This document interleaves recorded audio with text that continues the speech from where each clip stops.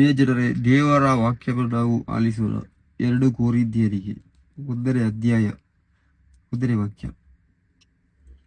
ಕೊರಿಂಥದಲ್ಲಿರುವ ದೇವರ ಸಭೆಗೂ ಅಕಾಯ ಸೀಮೆಯಲ್ಲಿರುವ ಎಲ್ಲ ದೇವರಿಗೂ ದೇವರ ಚಿತ್ತಾನುಸಾರ ಕ್ರಿಸ್ತ ಯೇಸುವಿನ ಪ್ರೇಷಿತನಾದ ಪೌಲನು ಸಹೋದರ ತಿಮೋಥಿಯನೊಡನೆ ಸೇರಿ ಬರೆಯುವ ಪತ್ರ. ನಮ್ಮ ತಂದೆಯಾದ ದೇವರಿಂದಲೂ ಪ್ರಭುವಾದ ಯೇಸು ಕ್ರಿಸ್ತರಿಂದಲೂ ನಿಮಗೆ ಆಶೀರ್ವಾದವೂ ಶಾಂತಿ ಸಮಾಧಾನವೂ ಲಭಿಸಲಿ.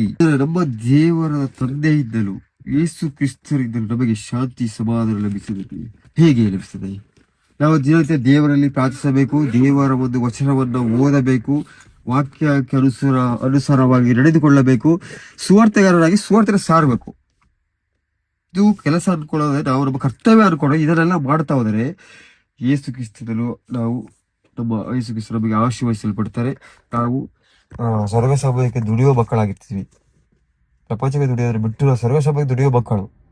ಈ ಒಂದು ನಮ್ಮ ಕರ್ತವ್ಯಗಳನ್ನು ಮಾಡುವಾಗ ದೇವರು ಆಶೀರ್ವದಿಸಲ್ಪಡ್ತಾರೆ. ನಮಗೆ ನಾವು ಸ್ವರ್ಗ ಸಭೆ ಸೇರ್ಲಿಕ್ಕೆ ಬದಲಾಗಿರ್ತೀವಿ.